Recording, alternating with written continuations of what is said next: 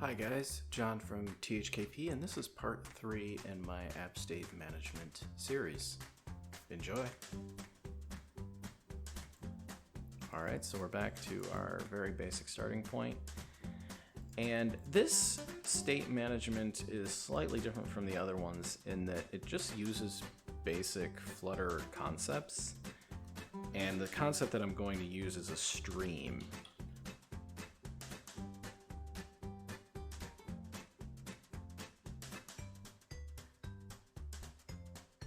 Streams exist in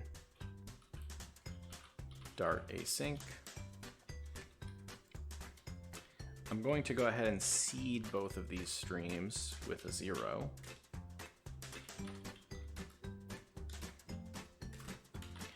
And then I'm going to acquire the broadcast streams.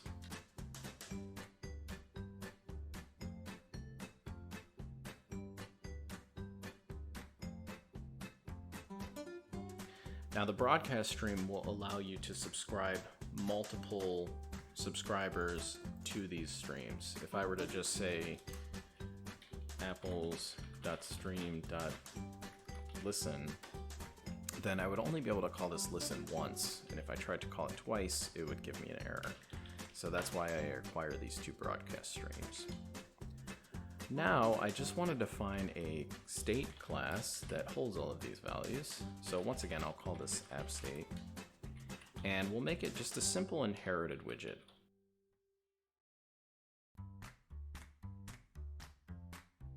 This is similar to inherited model, but it doesn't have those additional facilities for specifically updating various dependencies. Inside update should notify, I'm just going to return true.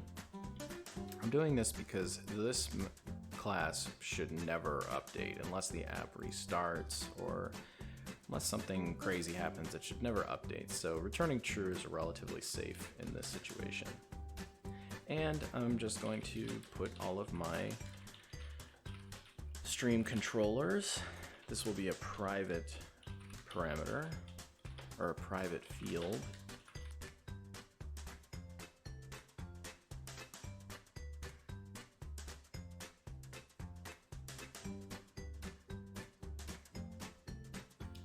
Okay, and then the last thing I need to do is something similar to the last approach where I have a child widget.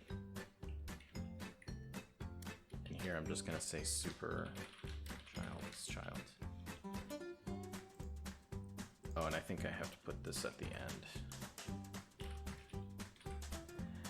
So as I mentioned before, any inherited widget is going to have this child parameter that you're probably going to want to pass in. Okay, so this looks good. Let's actually create our app. So we'll say app state.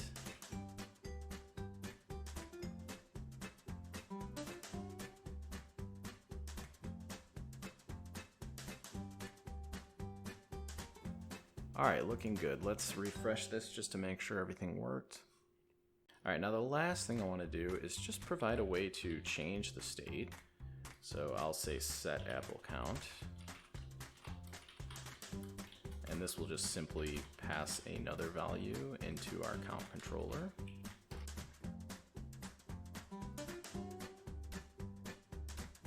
All right, wonderful. Now, anywhere in the app that we need our count, so once again, let's do apples first. We just create a stream builder. And we can say stream is gonna be, let's grab our state. So app state is going to be context, depend on inherited widget of exact type.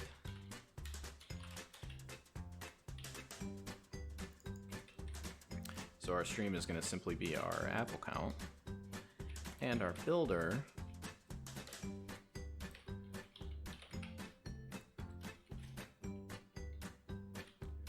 is going to basically do this.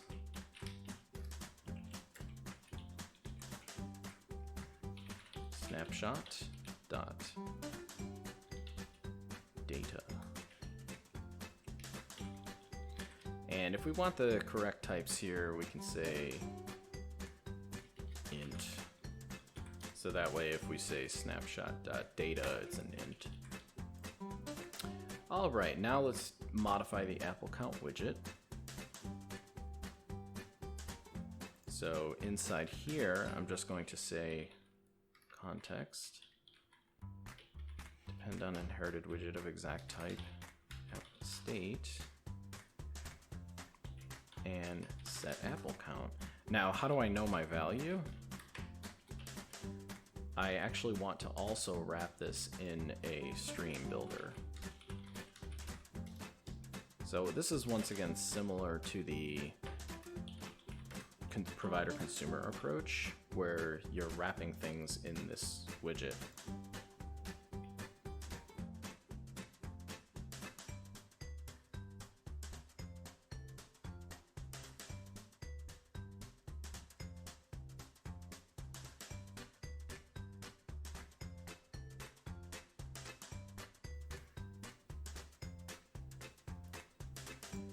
Okay, so now I can properly update my state. Now, I should say, by the way, that a lot of people will implement a static method here inside app state.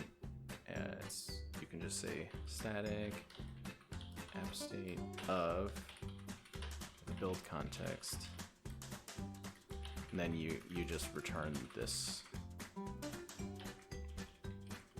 So now you just have to say, instead of saying all of this, you can just say app state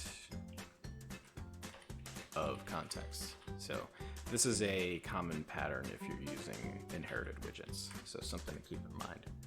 All right, let me do the same thing for oranges.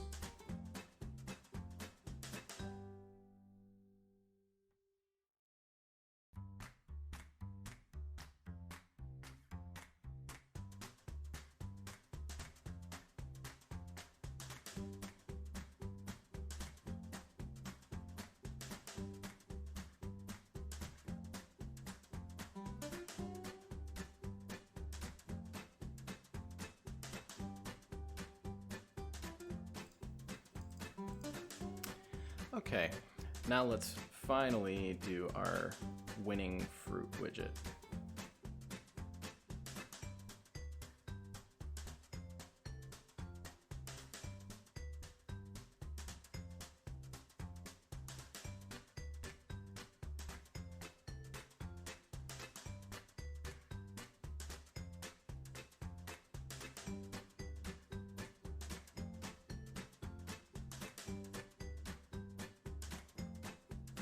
Now you can see I've done this nested stream builder pattern.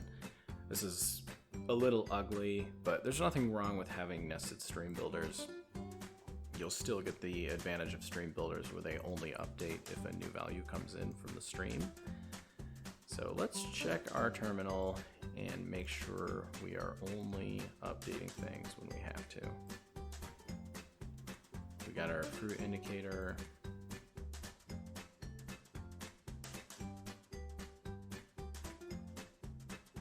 So interestingly, we are not actually updating our Apple button. I might have deleted a comment. Add Apple button. This is in the wrong spot. So let's move this here.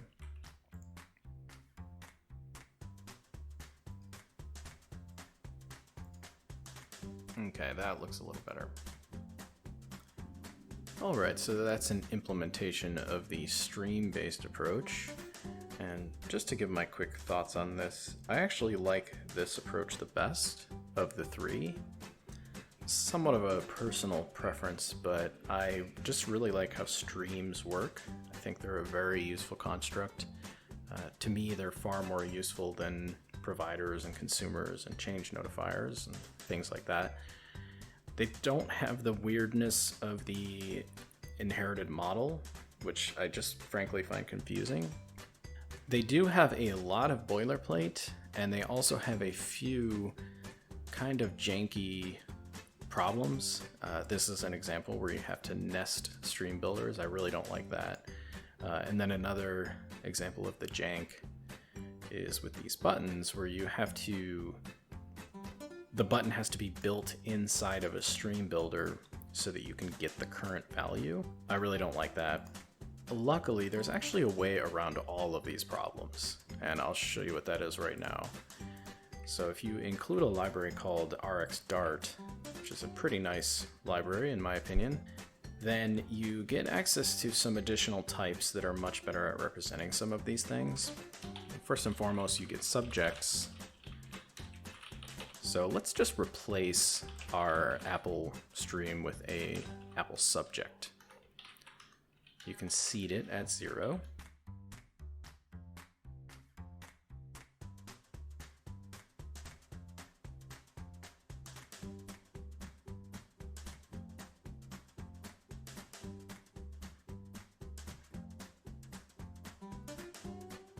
So now instead of a set Apple count, we can actually just do an increment, which I prefer in this particular case. And the way this would work is you would just say Apple subject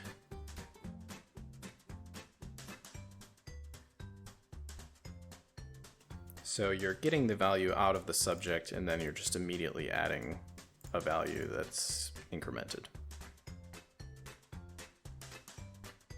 Let's actually pass in our Apple subject.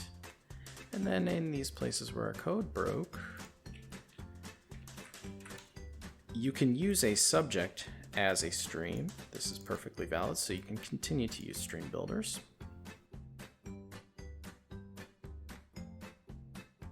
And down in our button, we can simplify this a great deal. We can delete this outer stream entirely and just say Apple's increment Apple count.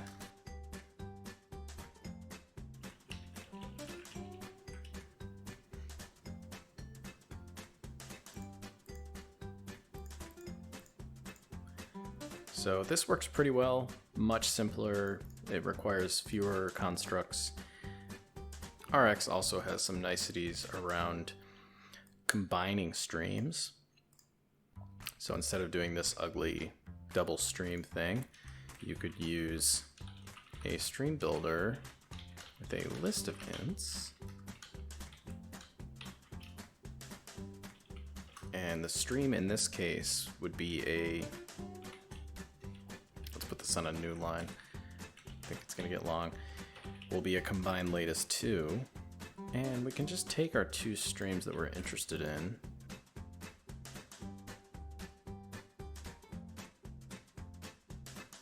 For this particular example, we'll just return a list with the 2 values. Then in our builder, so we can copy this guy into here, and we just say snap data 0 and snap data 1 and delete all this.